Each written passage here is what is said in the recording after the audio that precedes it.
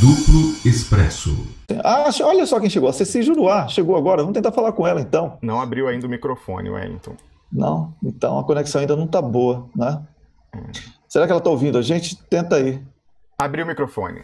Abriu. Opa! Então vamos rapidamente com ela, Então vamos conversar aqui com a economista, doutora em políticas públicas e mestre em planejamento e doutora em desenvolvimento econômico, Ceci Juruá. Ela vai comentar aqui quem impede as hidrovias de fluírem no Brasil. Ceci Juruá, bem-vinda mais uma vez ao Duplo Expresso. Prazer tê-la aqui. Como a sua internet parece... Bom dia a você, bom dia aos que nos veem. Pois é, olha... E aí? Ótimo, prazer tê-la aqui. Como a sua internet parece não estar muito boa, eu vou direto à pergunta. Quem impede as hidrovias de fluírem no Brasil, Ceci? Você sabe que é muito difícil essa questão, Wellington, porque são razões históricas e que têm praticamente 2 séculos, né? As hidrovias, elas foram até o início do século XIX, elas foram a principal modalidade de deslocamento dos brasileiros, e pode-se dizer que naquela época o principal bem de consumo de massa era a canoa, a jangada, o barquinho. Estava na porta de cada sítio, cada engenho, cada estância, né? Todo mundo se deslocava através dos rios ou em picadas pela floresta. Depois, quando vieram as ferrovias, elas escolheram os trajetos primeiros ao longo dos rios, justamente porque é onde tinha movimento, onde tinha mercadoria, onde as pessoas estavam mais acostumadas a utilizar certos locais como meio de troca. E elas fizeram preços baratos de maneira a tirar, né, os passageiros, os usuários das hidrovias. E elas recuaram bastante. Eu soube de casos específicos no Rio Grande do Sul, mas também em Pernambuco, também no Rio de Janeiro. Depois houve, na década de 1860, houve a internacionalização de certos rios, como o Amazonas e São Francisco, dando livre trânsito a estrangeiros, e ao mesmo tempo nós perdemos a exclusividade da navegação costeira, que era muito importante para o comércio e para desenvolver a atividade, inclusive treinamento de pessoal. E aí a hidrovia começou a recuar, depois nesse século, no que passou no século XX, nós fizemos algumas tentativas de restaurar São Francisco, Tietê, Paraná, e aí não deu. Eu tenho a impressão que houve várias questões, quer dizer, por um lado as hidrovias, elas foram vistas prioritariamente como fontes de energia hidráulica, né, que é a energia mais barata, e nesse sentido elas foram um sucesso absoluto. O Brasil durante 50 anos cresceu a taxas importantes, se industrializou na base da energia hidráulica, e foi possível ampliar a geração e oferecer energia a todo mundo a preços compatíveis com a renda dos brasileiros. Mas, em compensação, também houve a questão dos minerais. Muitas empresas de mineração se instalaram perto dos rios, para ter água de graça, para ter energia, e também um local onde depositar o material insalubre, o material que não servia, os restos, o lixo da atividade. Isso prejudicou bastante.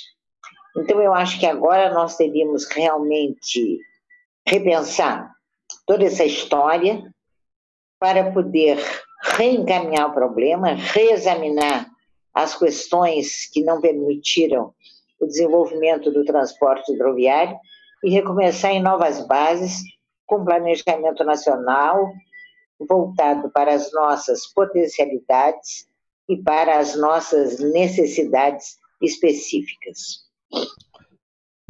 Ceci, para a gente concluir, porque a gente já está, infelizmente, com o nosso tempo estourando, teve esse problema de conexão inicial, mas eu queria perguntar o seguinte, quais os projetos que você considera prioritários, que seriam factíveis da gente conseguir com um investimento, algum investimento, mas não absurdo, que poderiam melhorar a logística no Brasil. O Gustavo Galvão, ele esteve aqui, ele já comentou sobre a questão da navegação do Rio Araguaia, que até hoje não tem, tinha no século XIX, depois se perdeu. Quais projetos de hidrovia você considera num próximo governo, quando as forças populares e de defesa do interesse nacional voltarem à presidência da República, quais projetos nesse campo você considera fundamentais? O Brasil não andará para frente em matéria de logística se não implantar muito corretamente o modo ferroviário. Precisamos de um trem de norte a sul, de leste a oeste, conectado com o que existe e abrindo algumas novas vias, entende?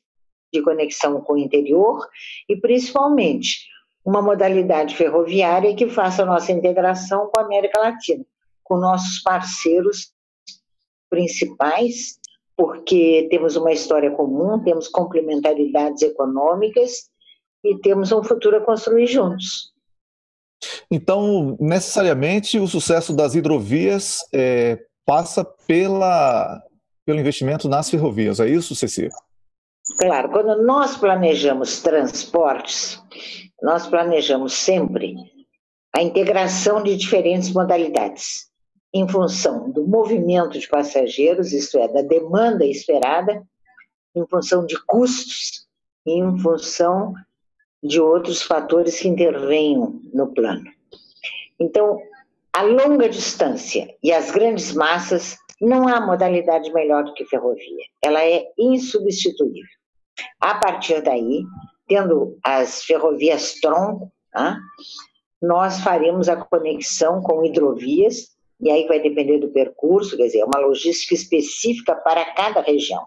Existe Madeira, existe o Araguaia, existe o Tocantins, existe o São Francisco, o Amazonas, né?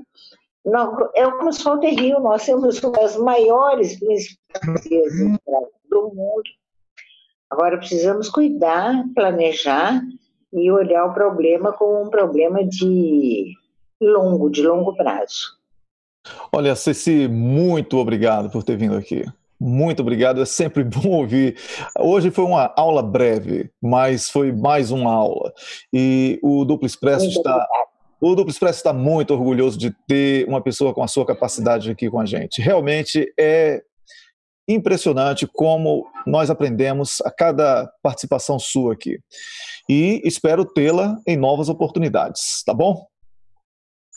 Muito obrigada também a vocês. Um bom dia, Wellington. Bom dia. Um abraço. Conversamos aqui com a economista, doutora em políticas públicas e mestre em planejamento e desenvolvimento econômico, Ceci Juruá, que comentou quem impede as hidrovias de fluírem no Brasil. Duplo Expresso.